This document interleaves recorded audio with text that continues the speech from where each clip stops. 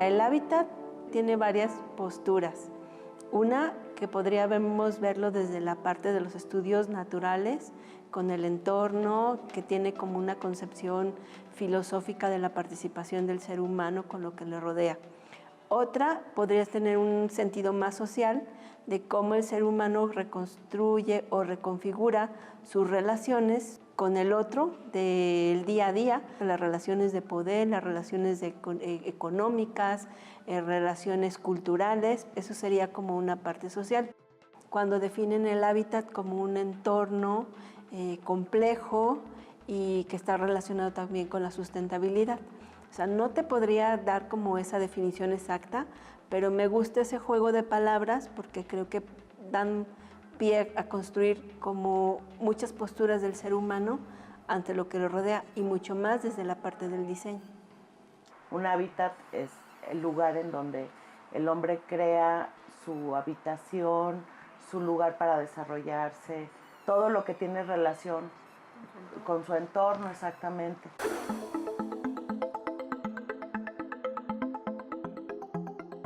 El diseño es una disciplina que se dedica a proyectar objetos para la vida cotidiana, para el hábitat, ¿no? El hábitat como el espacio de vida humano. Designare, que si viene del italiano, que si viene del griego. Y la verdad no sé mucho de dónde venga, porque cada día le vamos dando como significados diferentes. O sea, no nos podríamos quedar como una raíz etimológica nada más, porque la etimología te definiría una parte de sonido o una idea, pero el diseño es mucho más. O sea, ¿está relacionado con las ideas? Sí. ¿Está relacionado con la comunicación? Sí. ¿Está relacionado con el bienestar? Y también con el compromiso social. La historia de la humanidad está lleno de productos de subsistencia, ¿no? Y no eran solamente, en muchos de los casos, objetos meramente funcionales, sino que tenían todo un sentido holístico, ontológico. Es fundamental, sí, el diseño dentro de las disciplinas de la Facultad del Hábitat es clave. Sí, si nos remontamos a la historia, por ejemplo, nosotros nacemos en Alemania, ¿sí? En la escuela de la Bauhaus, y precisamente bajo esas demandas laborales que he estado insistiendo mucho, donde se da esa necesidad de que esté el diseño gráfico, de que esté el diseño industrial, la arquitectura, y unidas dar respuestas a esas demandas de una sociedad industrializada. Lo que no es natura, pues es cultura. Cualquier cosa que el hombre crea para su comodidad, su estabilidad, su protección, etcétera, todo es diseño. Lo que no es natura, lo que no está diseñado a partir de la naturaleza, el resto es diseño, en cualquiera de sus modalidades.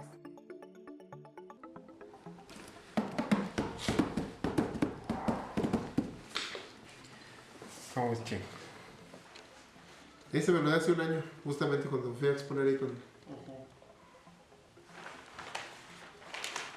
Es que lo tenía ahí colgado, lo vendía en 5,500.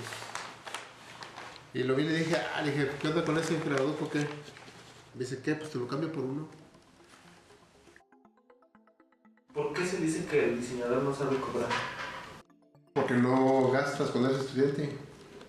Que vives en la casa de tu papá, ¿cómo vas a saber cuánto cobras? Cuando yo entré a la escuela de diseño gráfico, yo no sabía lo que era el diseño gráfico.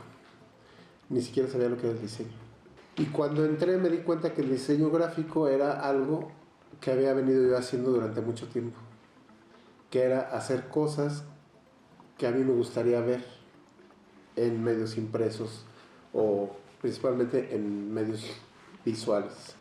Y cuando entré a la escuela de diseño me di cuenta que había un método para poder llegar a hacer las cosas de manera más práctica y que los pudiera repetir. Porque antes yo hacía un dibujo y se me olvidaba cómo había hecho el dibujo. O sea, de repente como que agarraba mucha inspiración y dibujaba con pasteles o con lápices de colores y al final decía, quedó padre. Y cuando lo intentaba hacer otra vez, no sabía cómo lo había hecho. Había una empresa que se llamaba Macro Videocentro, donde trabajaba una novia mía. Y ella me dijo que si no conocía a alguien que hiciera un catálogo del proceso de cómo se entregaba una película cómo se rentaba y se entregaba una película en ese video. Y yo me aventé un esquemita, como Dios me dio a entender. Hice un librito, lo dibujé todo y yo explicaba con dibujos cómo se entregaba. Se la presenté al cliente, que yo no sabía lo que era un cliente. Se la presenté al dueño del negocio y le gustó, lo mandó a imprimir. Mandó a imprimir 10,000. Y yo dije, son un chorro. Pero vi por primera vez mi trabajo impreso. Sin sentido, porque yo no sabía ni lo que era la tipografía, ni lo que era el diseño. Pero yo ya había hecho un librito. Y cuando empecé a formarme, descubrí que la universidad servía para justamente jalar todas las recetas y toda la información técnica para hacer lo que yo ya venía haciendo, ¿no? Y después de que fui aprendiendo todo este rollo, te estoy hablando del segundo semestre, ya era para mí más fácil diseñar un cartel. Es como el yin y el yang, ¿no? La teoría y la práctica son una moneda de dos caras. Si tienes práctica y practicas, puedes generar teoría. Pero luego la teoría puede ordenar y esquematizar de manera que luego puedas generar práctica. Entonces todo el tiempo estamos volteando la moneda para un lado y para el otro.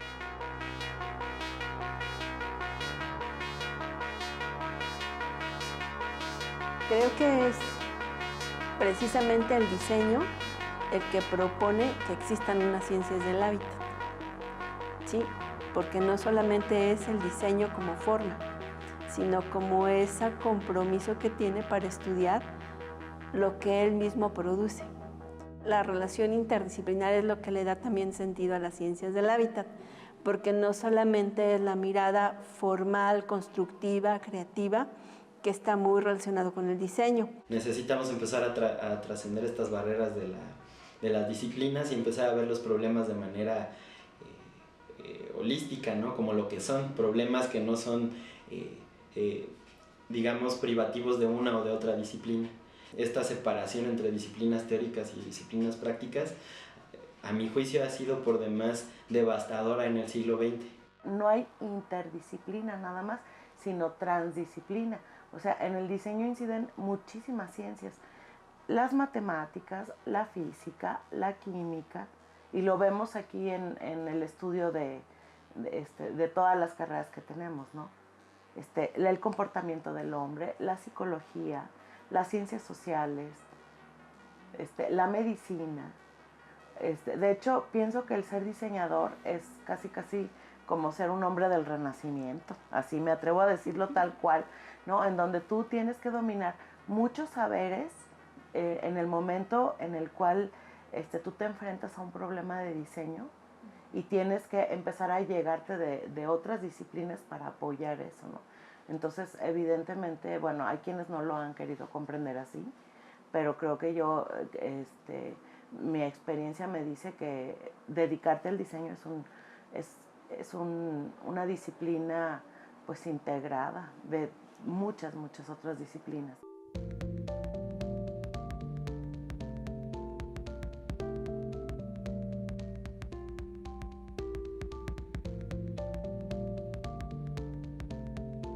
En términos generales, las disciplinas son intentos de profesionalizar, de llevar al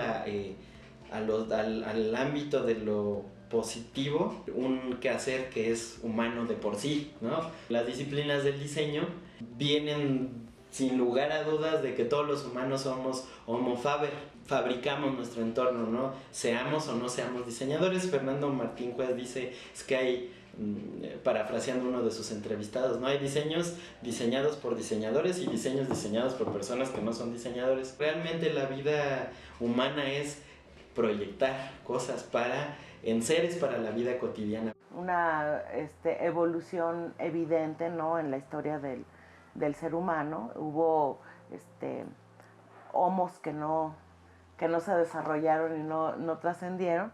Hubo otros que sí, bueno, el que ahorita está es el Homo sapiens, y obviamente fue por esa capacidad que tenía cerebral de unir realidades distintas y distantes que le pudieran solucionar, cómo cruzar un río, cómo contener el fuego, cómo, etcétera, ¿no? Y de ahí para adelante todo fue una lógica consecuencia de lo demás, ¿no?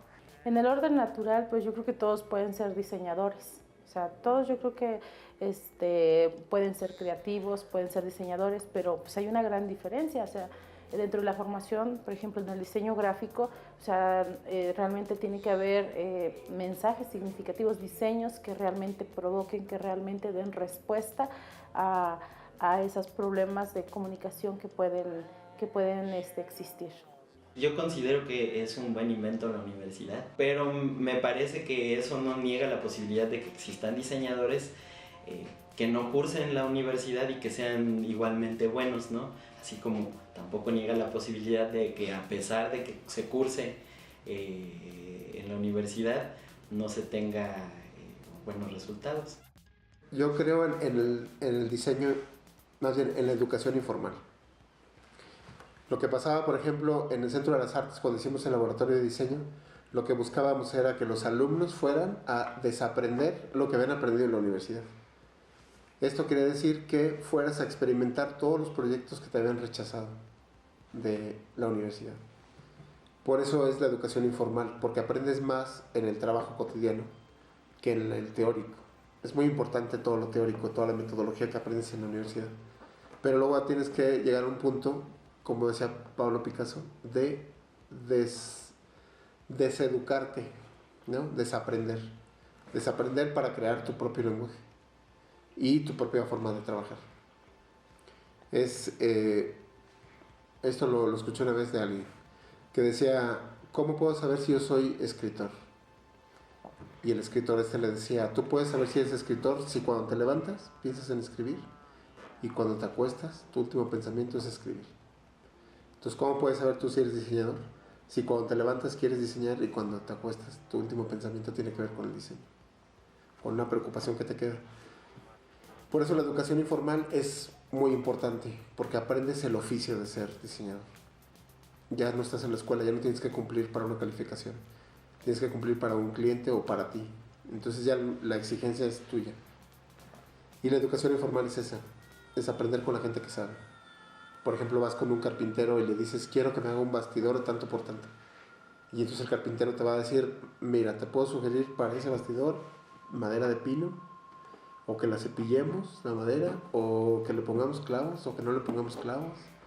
Te va contando cosas que tú no sabías, pero que tú creías que sabías en la teoría.